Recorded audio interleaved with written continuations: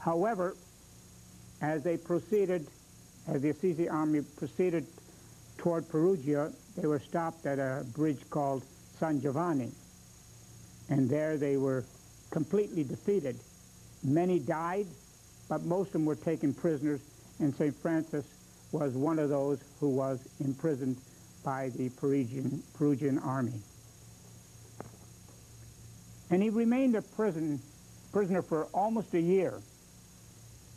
He tried to uplift those that were with him, with spiritual songs and sayings. It did affect on some of the loneliness of the others, but primarily people just prayed and prayed the day that they would leave. So after about 12 months in prison, his father has been said to have ransomed him, and he was finally released, as were all the other soldiers that were captured. But he wasn't well. He had been deprived of good food, good place to rest, bad air, because those dungeons weren't the nicest place to live in. And so he spent much time on a sick bed, cared by his mother, praying and wondering what was going to happen to me. What was his future? What did the Lord have in store for him? And this kind of concerned him. And so that in the next picture you'll see him on a horse, again as a soldier on his way to Apulia to fight a papal war against the Saracens. And suddenly, when he had time to rest, he heard a voice. "Francis, whom do you obey, the master or the servant?"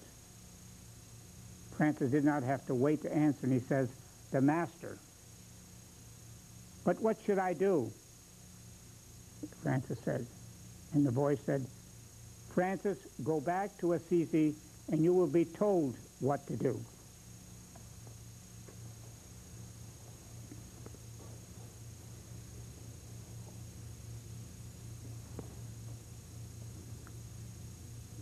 In the illustration, you see Francis with his arms around a man.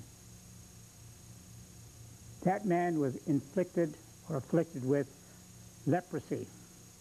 And of course, we've heard about lepers. They're filled with sores from top of the head down to the bottom of their feet, with arms and legs deformed and very, very smelly, almost like dead bodies. In fact, they were half-dead bodies. And Francis always hated them. But this one time he was riding his horse just outside of Assisi, and he saw this leopard in the road. He didn't know what to do. He wanted to turn, but someone or something told him to stop. He stopped, got off, and walked toward the leper and put his arms around him, as you see here.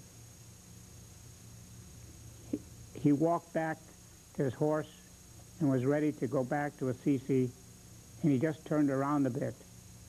The leper was gone. And there was a beautiful aroma, and he started thinking to himself, was this the Lord himself, or was it one of his messengers? Next picture, please.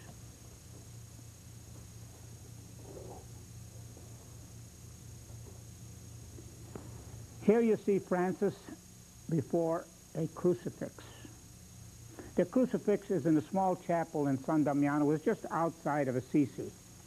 It was an old, old chapel. The walls were crumbling. The insides were very dirty with cobwebs and bats and so forth. But some way or other he was beckoned to go into the church, and he kneeled before the crucifix and prayed, asking the Lord, "What do you want me to do? What do you want me to do? Please tell me."